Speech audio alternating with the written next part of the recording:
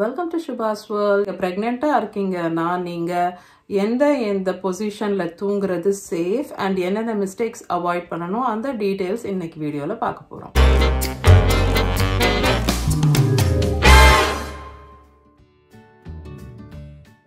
வீடியோட டீட்டெயில்ஸ்க்கு போகிறதுக்கு முன்னாடி ஷவுட் அவுட் டைம்.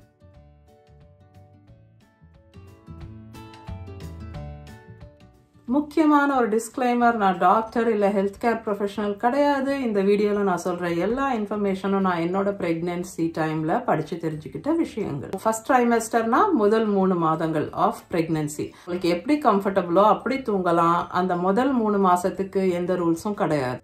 ப்ரெக்னென்சியோட 4வது மாசத்துல இருந்து, அதாவது 4th மந்த்ல இருந்து நீங்க சைட்ஸ்ல தூங்குறது தான் பெஸ்ட் அப்படின்னு சொல்றாங்க. சைட்ஸ்லனா நீங்க லெஃப்ட் ஹேண்ட் சைட் திரும்பியும் படுத்துக்கலாம், இல்ல ரைட் ஹேண்ட் சைட் திரும்பியும் படுத்துக்கலாம். ரெண்டுமே டோட்டலி ஓகே. போய் படுக்கிறீங்க, தூங்குறதுக்கு ரெடி ஆயிட்டீங்க அப்படின்னா ஸ்டார்ட் பண்ணும்போது ஆப்டிமல் பொசிஷன்ல தூங்குறது ஸ்டார்ட் பண்றது பெஸ்ட். உங்களோட லெஃப்ட் சைடு திரும்பி படுத்துக்கிட்டு கால்களை கொஞ்சம் மடக்கிக்கிடுறது, ரைட், கர்ல்ட் அப் அப்படின்னு சொல்றாங்க இல்லையா, அந்த மாதிரி ஒரு பொசிஷன்ல உங்க முட்டியை கொஞ்சம் மடக்குன மாதிரி வச்சுட்டு தூங்குறது தான் ஆப்டிமல் பொசிஷன். பட் நைட்டு ஃபுல்லா நீங்க லெஃப்ட் சைட்லயே படுத்திருக்க முடியாது. அதனால உங்களுக்கு எப்போ பொசிஷன் மாத்திக்கணும்னு தோணுதோ அப்போ நீங்க ரைட் ஹேண்ட் சைட் திரும்பி படுத்துக்கலாம். 2 பொசிஷனுமே ஓகே, ஆனால் லெஃப்ட் ஹேண்ட் சைடு ரைட் சைடை விட இன்னுமே பெட்டர் அப்படின்றாங்க. கொஞ்சம் நேரமாவது ஆன் த பேக் படுத்துக்கலாமா, அதாவது மல்லாக்க திரும்பி அப்படின்னு சொல்றோம் இல்லையா, முதுகு தரையில வர்ற மாதிரி, அந்த மாதிரி படுத்துக்கலாமானா எஸ். 1 நிமிஷம் 2 நிமிஷம் நீங்க அந்த மாதிரி படுத்து ஸ்ட்ரெச் பண்ணிக்கலாம், அதனால ஒன்றும் ப்ராப்ளம் இல்லை. ஆனா வயிறு மேல படுக்கவே கூடாது. ஸோ ப்ரெக்னென்சியோட 4வது மாசத்துல இருந்து நீங்க குப்புற படுக்கிறது, வயிற்று மேல படுக்கிறது அப்படிங்கிறது பண்ணவே கூடாது. வயிறு பெருசா ஆக ஆக உங்களுக்கு பெட்டில் போய் படுக்கிறது, ஏந்துக்கிறதுன்னு எல்லா விஷயத்துலையுமே ஒரு பொறுமையும் நிதானமும் வேணும். எப்படி பெட்ல போய் படுக்கணும் அண்ட் எப்படி பெட்ல எழுந்துக்கணும் அப்படிங்கிறதுக்கும் ஸ்ட்ரெயின் இல்லாம பண்றதுக்கு ஒரு வழி இருக்கு. பெட்டோட எட்ஜில் உட்காந்துட்டு உங்கள் கைகளோட சப்போர்ட்டோட நீங்கள் சாஞ்சி அப்படியே காலை மேலே வச்சுக்கலாம். எழுந்துக்கும் போது அப்படியே ரிவர்ஸ் காலை ஸ்விங் பண்ணி கைகளால் இப்படி ப்ரெஸ் பண்ணி அப்வர்ட் எழுந்துக்கலாம்.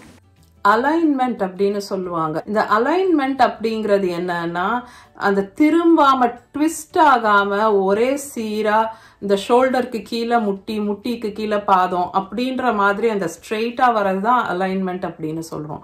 ஸோ இந்த அலைன்மெண்ட்டுங்கிறது நீங்க படுத்துக்கிற பொசிஷன் போது கரெக்டா இருந்ததுன்னா அப்போ உங்களுக்கு பேக் பெயின், முதுகு வலி, அதே மாதிரி இந்த கிராயின்ல வரக்கூடிய பெயின்ஸ் லேட்டர் பார்ட் ஆஃப் பிரெக்னன்சில அந்த இஷ்யூஸ் எல்லாம் உங்களுக்கு வராம இருக்கும் உங்க அலைன்மெண்ட் கரெக்டா இருந்தா.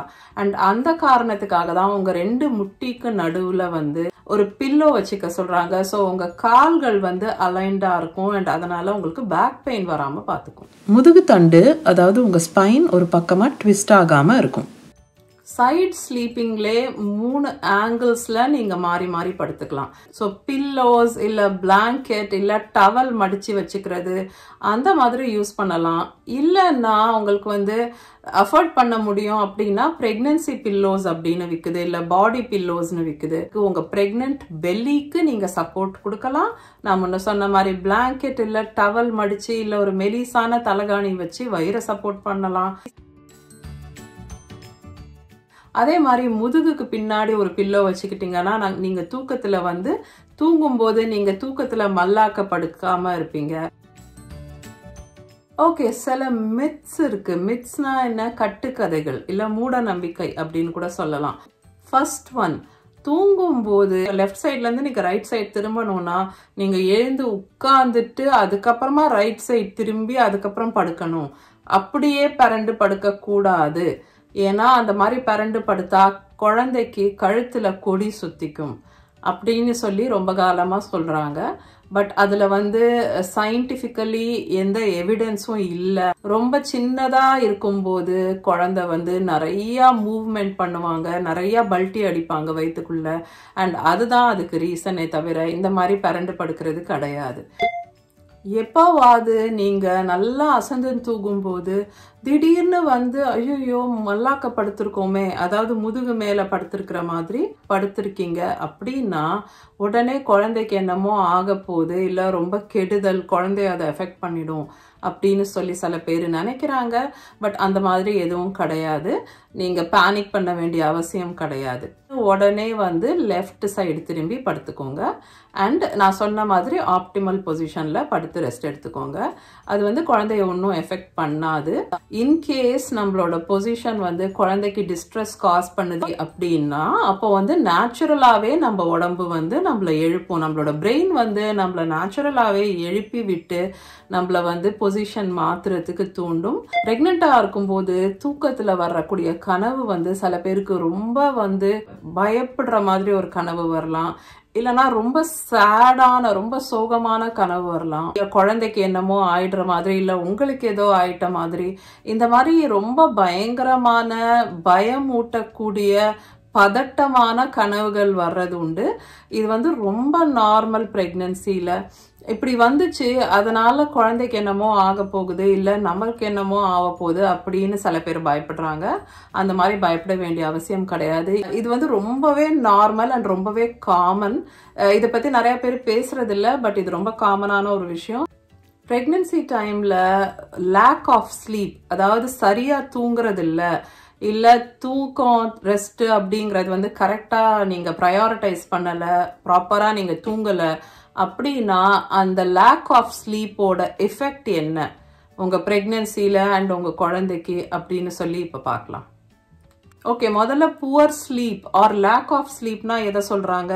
தொடர்ந்து நீங்க ஒரு நாளைக்கு 6 மணி நேரம் இல்ல அதை விட குறைவா தான் தூங்குறீங்க 24 மணி நேரத்துல அப்படின்னா அது வந்து புவர் ஸ்லீப்.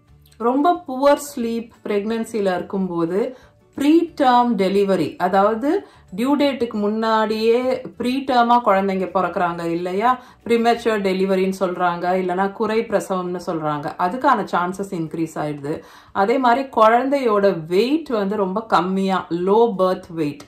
ஸோ குழந்தையோட வெயிட் வந்து இருக்க வேண்டிய அளவு இல்லாம ரொம்ப கம்மியா இருக்கிறதுக்கான வாய்ப்பும் அதிகமாயிடுது. இன்னொரு எஃபெக்ட் வந்து ப்ரீ எக்லாம்ப்சியா, அதாவது இந்த ஹை பிளட் ப்ரெஷர் அண்ட் அதனால வரக்கூடிய காம்ப்ளிகேஷன்ஸ்ல நம்ம ஆல்ரெடி வீடியோஸ்ல பார்த்துருக்கோம் இல்லையா, அந்த மாதிரி சில கண்டிஷன்ஸ் வரக்கூடிய சான்சஸ் அண்ட் ரிஸ்க்கும் வந்து ஹை ஆகுது. ஜெஸ்டேஷனல் டயபெட்டிஸ், அதாவது பிரெக்னன்சில வரக்கூடிய டயபெட்டிஸ்னு சொல்றோம் இல்லையா, சர்க்கரை வியாதி. ஸோ அதுக்கான சான்சஸும் இன்க்ரீஸ் ஆகுது நீங்க பிரெக்னன்சில சரியா தூங்காத போது. ரொம்ப லாங் லேபர்ஸ், சிசேரியனுக்கான சான்சஸ் வந்து அதிகமாயிடுறது. இந்த எஃபெக்ட்ஸும் வந்து லேக் ஆஃப் ஸ்லீப் இருக்கிறவங்கள பார்க்க முடியுது. 28 வீக்ஸுக்கு அப்புறமா கூட மல்லாக்கப்படுத்து தூங்கிட்டு இருக்காங்கல்ல விஷயம் தெரியாம, அந்த மாதிரி பண்ற லேடிஸ்க்கு வந்து ஸ்டில் பர்த்தோட சான்சஸ் வந்து டபுள் ஆயிடுது அப்படின்னு சொல்றாங்க.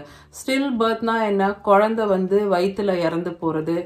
ஏன் இப்படி மல்லாக்கப்படுத்து தூங்கக்கூடாது அப்படின்னு சொல்றாங்கன்னா, நீங்க வந்து மல்லாக்கப்படுத்து தூங்கும்போது ஆன் யுவர் பேக் படுத்து தூங்கும்போது வந்து ஒரு மேஜர் வெயின், வீனா காவான்னு சொல்லுவாங்க, அந்த மேஜர் வெயின் வந்து பிளட் சப்ளை பண்ணுது குழந்தைக்கு, ஆக்சிஜன் பிளட் எல்லாம் சப்ளை பண்ணக்கூடிய அந்த மேஜர் வெயின் வந்து யூட்டரஸோட வெயிட்ல வந்து அழுத்தப்படுது. ஸோ அதனால அந்த பிளட் ஃப்ளோ வந்து பாதிக்க ஆரம்பிக்குது. அண்ட் அதனால குழந்தைக்கு கிடைக்க வேண்டிய ஆக்சிஜன் அண்ட் நியூட்ரியன்ஸ் அதோட ஃப்ளோ வந்து உங்களுக்கு வந்து எஃபெக்ட் ஆகுது நீங்க அந்த மாதிரி மல்லாக்க படுக்கும் போது. இந்த பிரெக்னன்ட் மம்மோட ஹார்ட் வந்து ரொம்ப ஸ்ட்ரெயின் பண்ணி பம்ப் பண்ண வேண்டியிருக்கு நீங்க அந்த மாதிரி ஆன் யுவர் பேக், அதாவது மல்லாக்கப்படுத்து தூங்கும்போது. அதனாலதான் மல்லாக்கப்படுத்து தூங்குறத அவாய்ட் பண்ணணும் அப்படின்னு சொல்றாங்க.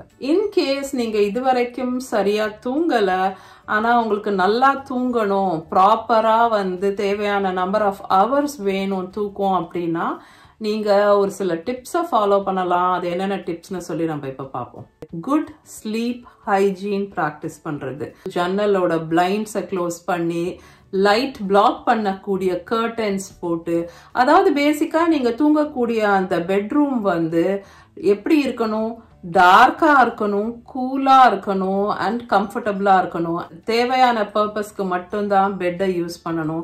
பெட்ல சாப்பிடுறது, பெட்ல லேப்டாப் வச்சு ஒர்க் பண்றது, டிவி உட்காந்து பெட்ல பாக்குறது அதெல்லாம் பண்ணவே கூடாது. ஸோ இதெல்லாம் தான் பேசிக்கா ஸ்லீப் ஹைஜீன் அப்படின்னு சொல்றாங்க. ஸோ கரெக்டான ஸ்லீப் ஹைஜீன் ப்ராக்டிசஸ் எப்பவுமே உங்களுக்கு ரொம்ப நல்லது. ஏர்லியா டின்னர் சாப்பிட்றது better. At least 2 to 3 hours before bedtime வந்து நீங்க உங்களோட டின்னர் முடிச்சிடுறது பெஸ்ட்.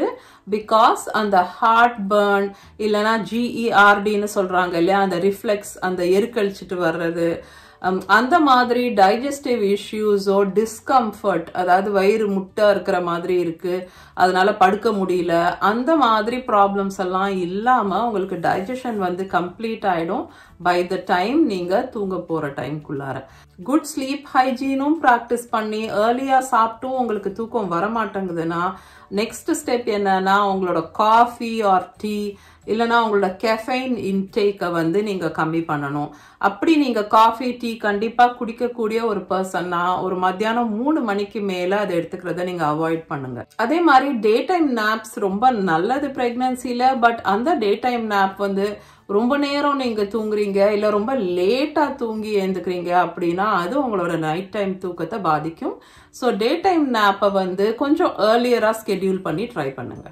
தூங்க போறதுக்கு 1 hour முன்னாடியே எல்லா ஸ்கிரீன்ஸையும், அதாவது உங்களோட laptop or phone or iPad, இந்த மாதிரி எல்லா லைட் எமிட் பண்ணக்கூடிய ஸ்கிரீன்ஸையும் தூங்குற அந்த பெட் டைம்க்கு 1 hour முன்னாடியே ஆஃப் பண்ணி உங்க ரூம்க்கு வெளியே எங்கேயாவது சார்ஜ்ல போட்டுருங்க. பிகாஸ் இந்த மாதிரி லைட் எமிட் பண்ணக்கூடிய டிவைசஸ்ல இருந்து வரக்கூடிய லைட் வந்து உங்க தூக்கத்தோட குவாலிட்டிய ரொம்ப மோசமாக்கிடுது. உங்களுக்கு சப்போஸ் லெக் கிராம்ப்ஸ் இருக்கு, which is very common பிரெக்னன்சில, இல்லைன்னா RLS அப்படின்னு சொல்லுவாங்க, ரெஸ்ட்லெஸ் லெக் சிண்ட்ரோம் அப்படின்னு சொல்லிட்டு, இந்த கால் ஆட்டிக்கிட்டே இருக்கிற மாதிரி ஒரு ஃபீலிங் இருக்கும், அப்படி பண்ணாதான் கம்ஃபர்டபுளா இருக்கு அப்படின்ற மாதிரி, அதுதான் ரெஸ்ட்லெஸ் லெக் சிண்ட்ரோம். ஸோ உங்களுக்கு இந்த மாதிரி ஏதாவது ஒரு இஷ்யூ இருக்கு அப்படின்னா அதுக்கான ரெமடிஸ், அதுக்கான டிப்ஸை நீங்க ஃபாலோ பண்ணீங்க அப்படின்னா உங்களுக்கு தூக்கம் பாதிக்கிறதுங்கிறது வந்து அப்பதான் உங்களுக்கு சரி பண்ண முடியும். அதே மாதிரி நீங்க நடுவில் எழுந்து வாஷ்ரூம் போக வேண்டி இருக்கும், யூரினேட் பண்ண வேண்டி இருக்கும். அதனால நீங்க வந்து பெட் டைம்க்கு ஜஸ்ட் முன்னாடி நிறைய தண்ணி குடிக்கிறத அவாய்ட் பண்ணுங்க. பகல்ல நல்லா தண்ணி குடிச்சுக்கோங்க, பட் பெட் டைம்க்கு கொஞ்சம் முன்னாடி ரொம்ப அதிக தண்ணி குடிக்கிறத அவாய்ட் பண்ணுங்க. ஆக்டிவா இருக்குது. ஸோ டியூரிங் த டே, பகல் பொழுதெல்லாம் வந்து உங்களோட யூஷுவல் ரூட்டீன், உங்களோட வீட்டு வேலைங்க அதெல்லாம் பண்றது, அதை தவிர்த்து நீங்க வந்து டெய்லி வந்து வாக்ஸ், நிறைய நேரம் ஒரு 1 hour a day நடக்கிறது, ஸ்ட்ரெச்சிங் எக்ஸசைஸ் பண்றது, அண்ட் இன்ஃபேக்ட் ஸ்விம்மிங் பூல் வந்து உங்களுக்கு ஆக்சஸ் இருக்கு, ஸ்விம்மிங் பூல் கிட்ட இருக்கு அப்படின்னா போய் அந்த பூல்ல எக்ஸசைஸ் பண்றது, அது வந்து ரொம்பவே நல்ல ஹெல்ப்ஃபுல்லான ஒரு விஷயம் பிரெக்னன்சில. பிகாஸ் அந்த பூல்ல நீங்க வந்து எக்ஸசைசஸ் பண்ணும்போது அந்த வயிறோட வெயிட்டை வந்து தண்ணி எடுத்துக்கும். அண்ட் அப்போ இந்த கால் வலி, இந்த மாதிரி ப்ராப்ளம்ஸ், இந்த லெக் கிராம்ப்ஸ், இந்த RLS அதெல்லாம் வந்து வராம பாத்துக்குது பிரெக்னன்சில. ஆல்சோ மோஸ்ட் இம்பார்ட்டன்ட்லி ஒரு calming bedtime routine, unwinding விஷயம் ஏதாவது, like reading a book, bed டைம்க்கு முன்னாடி போய் ஒரு நல்ல வார்ம் பாத் எடுத்துக்கிறது, இல்லைன்னா ரொம்ப பிடிச்ச ஒரு பாட்டு கேட்கறது, அந்த மாதிரி ஒரு அன்வைண்டிங் ரிலாக்ஸிங் ஆன ஒரு பெட் டைம் ரூட்டீன் வச்சுக்கணும். ஓகே, ஸோ ஸ்லீப் பத்தி அவ்வளோதான்.